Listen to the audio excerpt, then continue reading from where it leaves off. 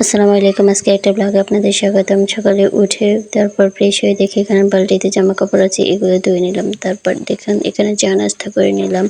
তারপর এখানে দেখতেছিলাম আব্বু রাস্তাটা ঠিক করে নিচ্ছি, যেহেতু আজকে শুক্রবার থেকে কারো কোনো কাজ নেই।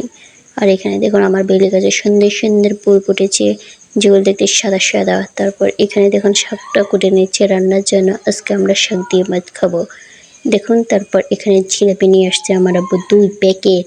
এখানে কত কেজি আছে আমি বলতে পারবো না। তারপর দেখুন এখানে ভাত রান্না হচ্ছে, আমরা বাইরে চলে আজকে ভাত রান্না করেছিলাম। এখানে দেখুন মোস্তাকের ফুলগুলা কত কিউট। তারপর আমরা নুডলস রান্নার জন্য যে উপকরণ নিয়ে চলে গেলাম। এখানে নুডলস রান্নার জন্য বেশি কিছু লাগে না, যদিও ইনস্ট্যান্ট নুডলস রান্না করে খেয়ে ফেললাম। অত বেশি ক্ষুধা পেয়েছিল জানেন, আমরা খেয়ে নিয়েছিলাম। তো খাওয়ার পরে ভিডিও আপনাকে দিতে পারি নাই। তারপর এখানে দুপুরের রান্না খেয়ে ফেলেছিলাম। দুপুরের লাঞ্চ যেটাকে বলে সেটা খেয়ে নিলাম। তারপর খাওয়া দাওয়া শেষে আমরা এখানে ঘুরতে গিয়েছিলাম। আমাদের পাশে একটা ক্ষেত ছিল, ওইখানে ঘুরতে গিয়েছিলাম। সবগুলো ধান পেকে গেছে। তারপর জিলাপি বিতরণ করে দেওয়া হয়েছিল সবাইকে, সেটা আমরাও খেয়ে নিয়েছিলাম। আজকের জন্য ব্লগটা এখানেই শেষ করলাম। আল্লাহ হাফেজ, ভালো